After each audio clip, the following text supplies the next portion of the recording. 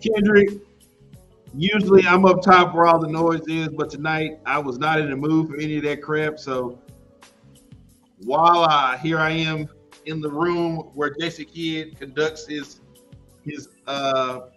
pre and post game interview.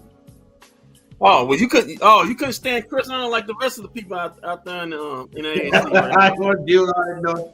It's a lot of people. Hey, for a 6:30 game. There's a lot of people here tonight. People looking at Chris Arnold like. I saw somebody upstairs with a printer hooked up. Dang. God no, I said, God no, where you find a printer at? I don't know, man. Well, tonight's the night. Big game night tonight, man. Especially coming off that disappointing loss Monday night. Big game tonight. No Kyrie. No Kyrie, no problem. Yeah, no Kyrie. Superman's back in the building. Well, he's back in the building. Boy, tonight. He says he's all business. No Kyrie, no problem. Yeah, no Hardaway. I'm pretty sure Luka's excited about that because he's probably sick as Hardaway as I am. Hey, listen. If I ain't never teased nothing before, I'm going to tease something. Y'all better tune in to the post-game show tonight, boy. I got some tea to spill about the Dallas Mavericks. It's a good enough time to tune in. He ain't even told me. Probably tell me because I'll probably spill it right now. Don't spill the tea. But enough of the tea talk. A nice game. Before we get to that game time tonight, Mavs Warriors. Mavs 36-36. 8th in the West. The Warriors are 37 and 36. 6th in the West. Golden State is favored by 2.5. Referees tonight is Sean Wright, Michael Smith, and Andy Nagy. Starting lineups are Doncic, Green, Bullock, Cleveland, and Dwight Powell. For the Warriors. You say Luka was starting tonight? Yeah, Luka started tonight. Oh man, what a breaking news! Yeah, breaking news. For the Golden State Warriors, for the Golden State Warriors, Curry, Thompson, Divincenzo, Green, and Looney. What's up, man? Injury report: Hardaway, he is out. COVID, non-COVID. Okay. Now hold on. What do you have listed? Because coming into the arena, I was told it was illness, non-COVID related. Yeah, it was. What do you have?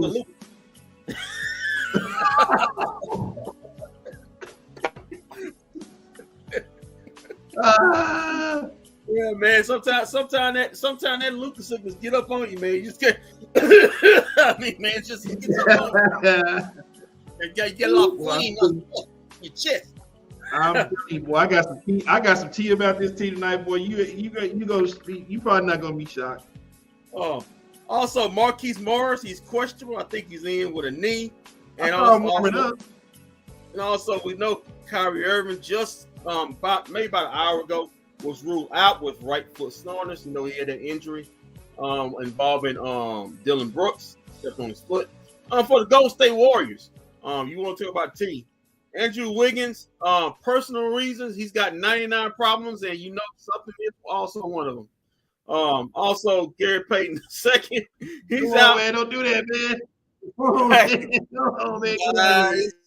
Get out of there. But anyway, Gary Payton II, get out of here, man. Right abductor, he's out. Andrew Iguodala, it could be, no, he'll doggle. He's known to trip a little bit. He's out with a wrist surgery. And also Rollins, he's out with right foot surgery. I'm saying two things can't be correct at the same time.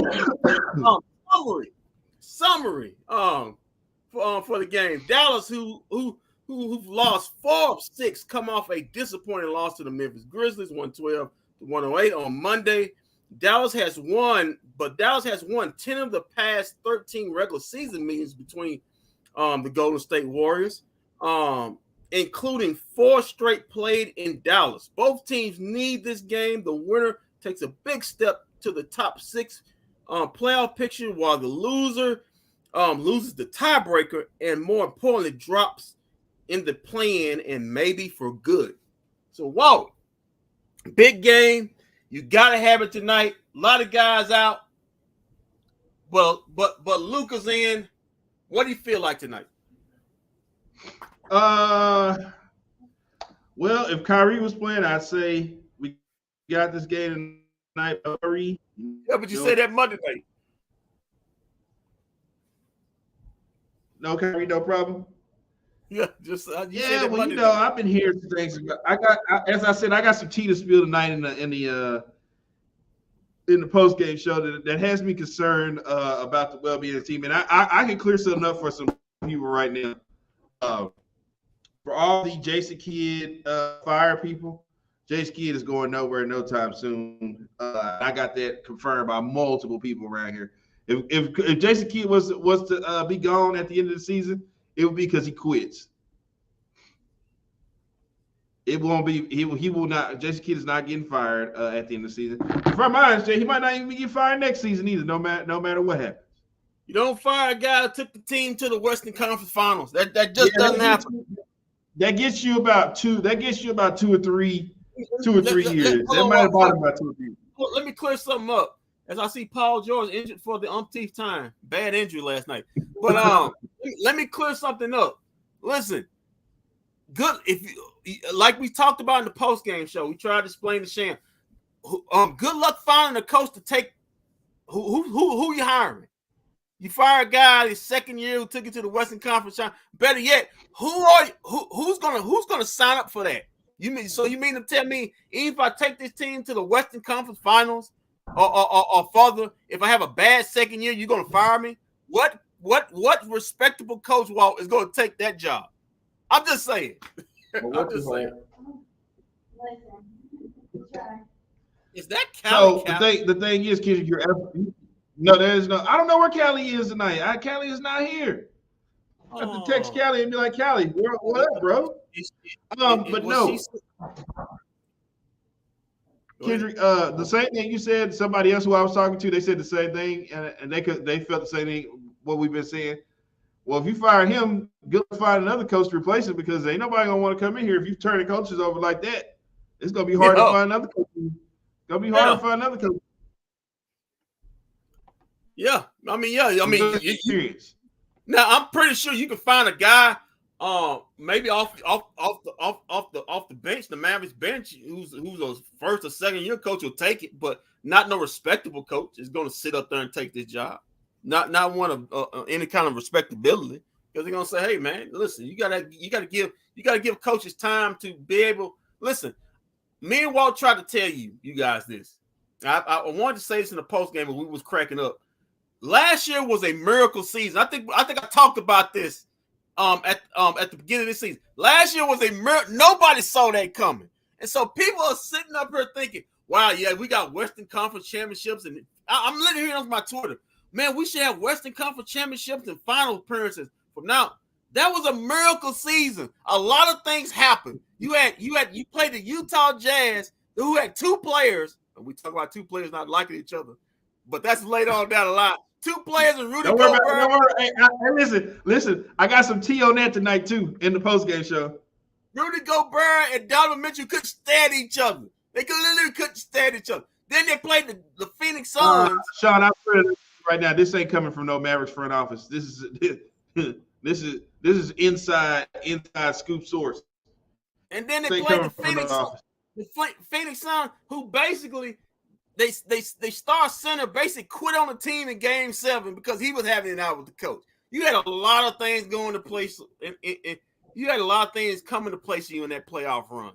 And then you ran into a buzzsaw, which was the Golden State Warriors at that time, and you couldn't overcome it because they were on a mission to win a championship. But that was a miracle season. I'm still on a mission to find Cuban. I haven't found him just yet. But I know where he's sitting at. I'm going over there pretty soon.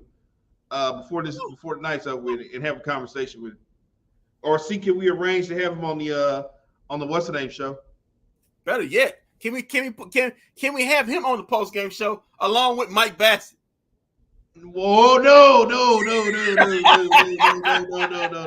That's the same. I will pay pay-per-view money to see that. We'll lose all credibility if we do something like that. It wasn't close. It wasn't luck. The NBA too close in talent right now. I think talking about the what the Mavericks did last postseason. No, they drew the right two teams. It wasn't about talent. They drew the right two teams.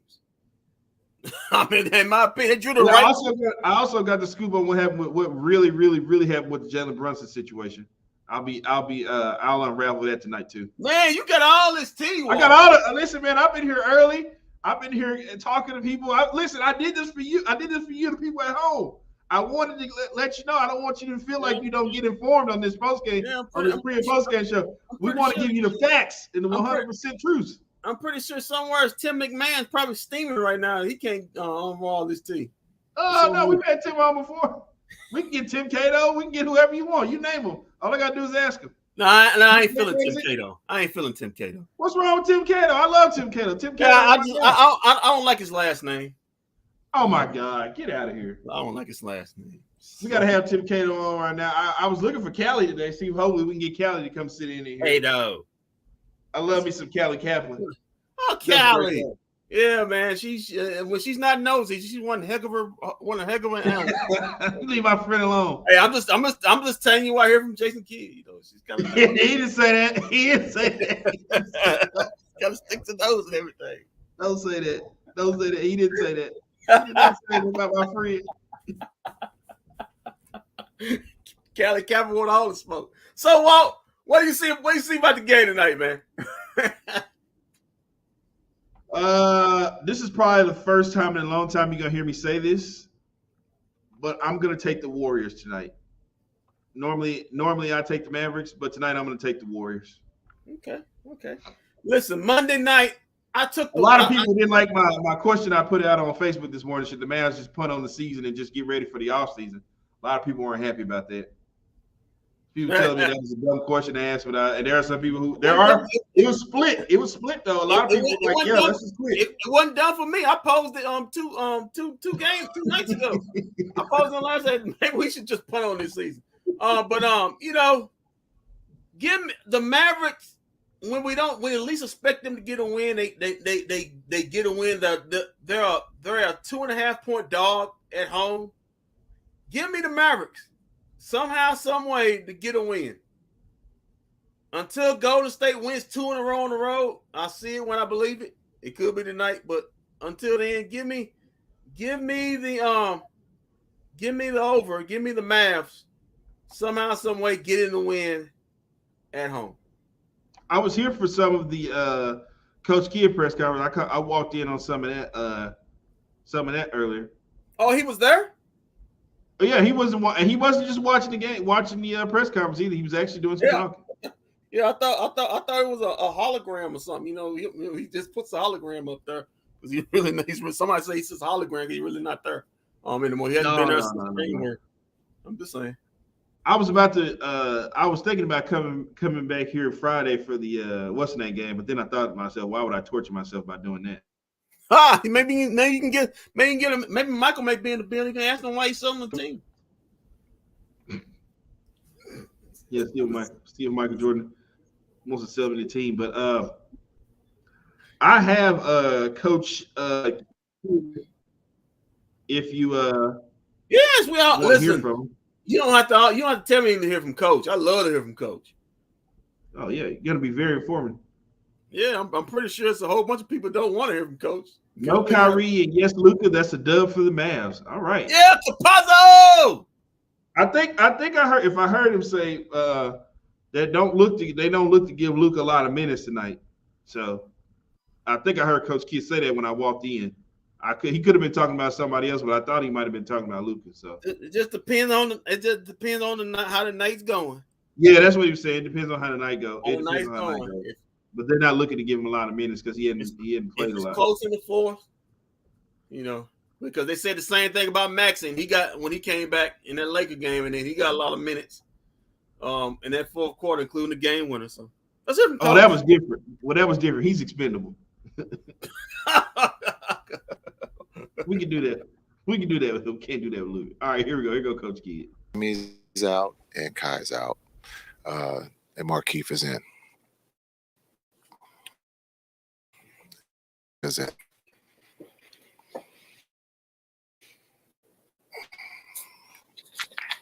Is Luke in any sort of minutes restriction situation, or is he free to do whatever you need to do?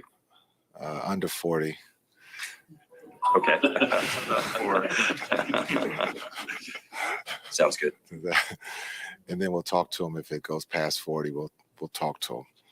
We'll communicate. No, we want to keep it under 40.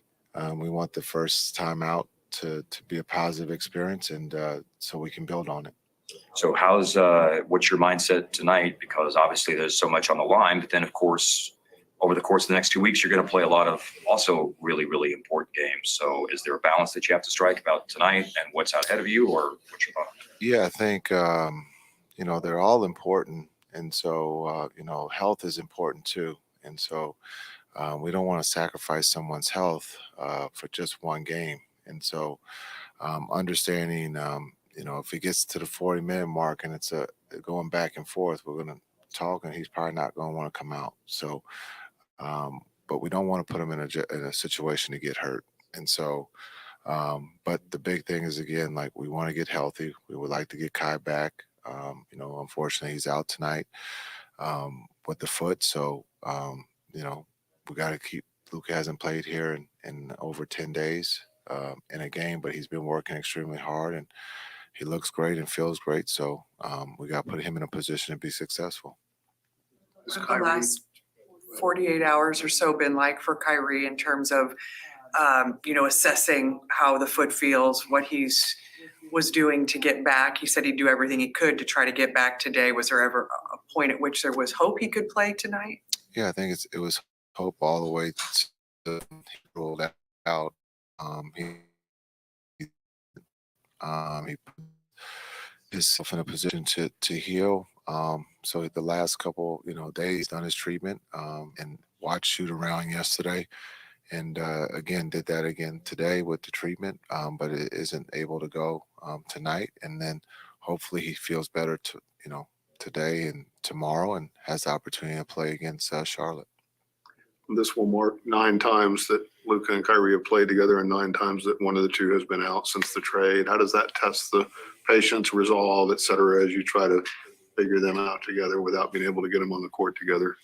Yeah, I think it's, that can be hard, but the communication of being able to talk to those two, on the side, in the office, being able to talk basketball, because we just haven't had the consistency of having those two on the floor in different situations. And so you think about, in Memphis, health, if we get out of there healthy, win or lose, you have the opportunity to get Luka back and get these two on the floor.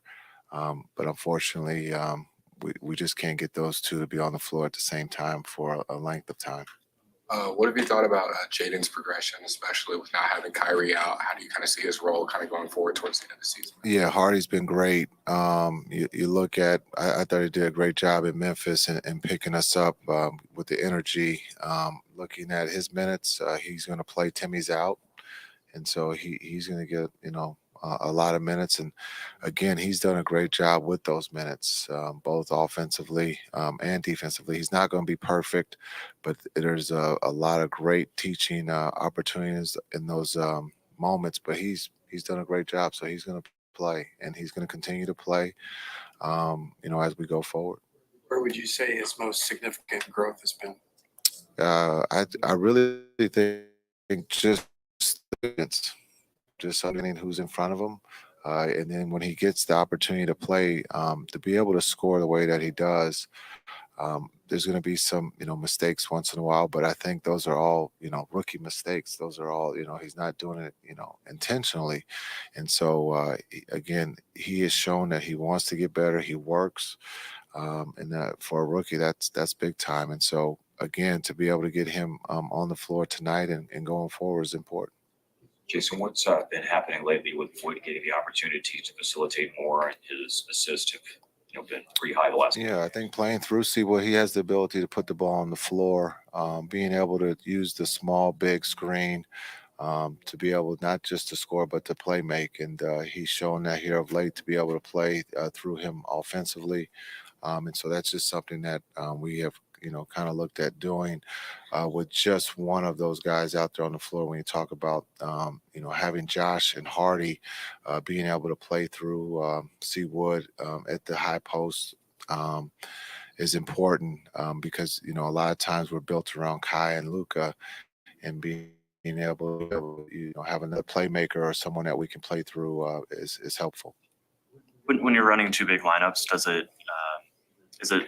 is there more importance on being able to play through that big man, just in the concept of the spacing that you guys want on the offensive end, and there being an additional big man out there? Yeah, well, we're looking one with two bigs is to help us rebound. And then the other part is being able to spread the floor. So when you look at Maxey and Seawood out there, a lot of times we forget, Luka can be considered a big. And so just looking at the space on the floor for the guys like Hardy or Kai to be able to drive and penetrate and get to the rim to collapse the defense and then be able to play make out of that is we've had some success with that. Sure, how well particular memories. Yeah, when you talk about Willis and the Knicks coming out of the locker room, that's one of the famous moments, for the Knicks in that series. But just a gentle giant, one of the best to ever play the game, and so to be able to be around him a little bit when I was with the Nets, he was full of information, but just a positive guy that could make you laugh and that you always want to be around. And what's your perspective on just the game, big picture tonight with standings, tiebreaker, everything that's kind of at stake at this game? The Warriors at the end of a long road trip where they haven't played well on the road. There's obviously a lot on the table tonight. Yeah, there is a lot on the table, and understanding we have some guys in that locker room who haven't played in a big game, so this is a great opportunity for those guys to go through this, to understand what it means and how it feels as we go forward. But again, we got to be able to protect home, and so we, playing against the defending champs, they've had their struggles, but this is a team that can get going at any time. So this is a great test for us. Thanks. Thanks, Jay.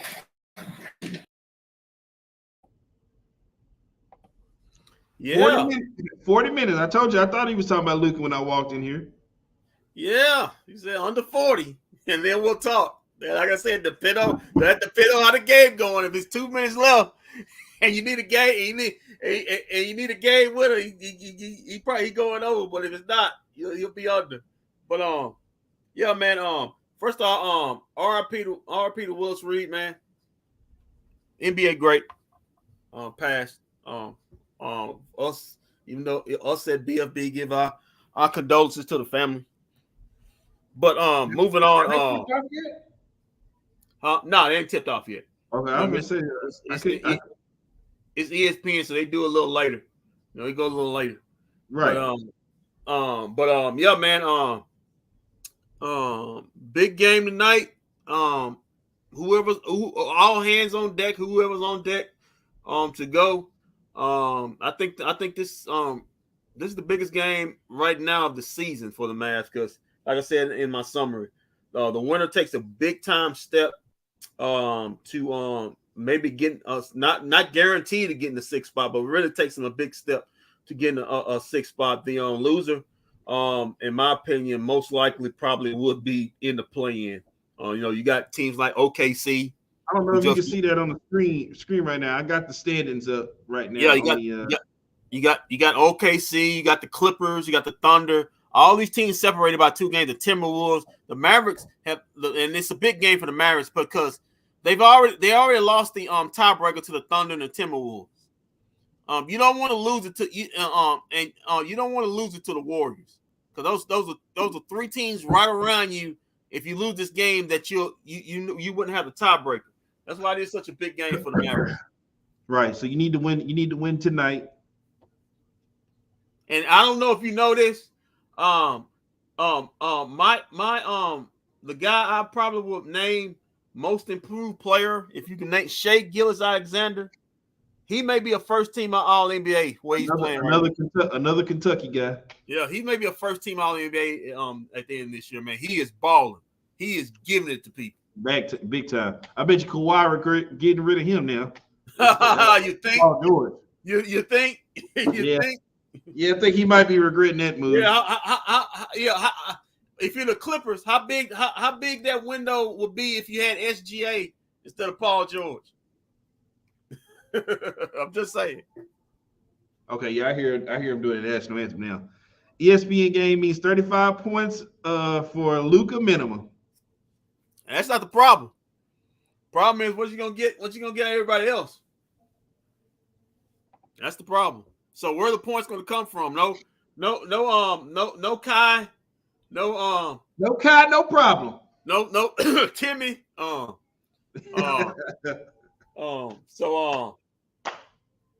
Jaden Hardy, Josh Green's got to not be timid. Well, we called him out on it. When he's got an open shot, he's got to shoot it, man. Make a miss. You can't be timid. We need something out of Reggie Bullock. He's got to hit shots tonight, man. Luka can find a little extra energy if he stops going at it with the refs all the time. Is that Mike Bassett? I don't know. Well, that's some of the maturity thing that Coach Kidd was talking about. Well, I'm so sorry for you. It's probably pretty much given about 2 or 3 times a game. He's gonna be going at it with the refs. It's just in you for some reason. It just in you.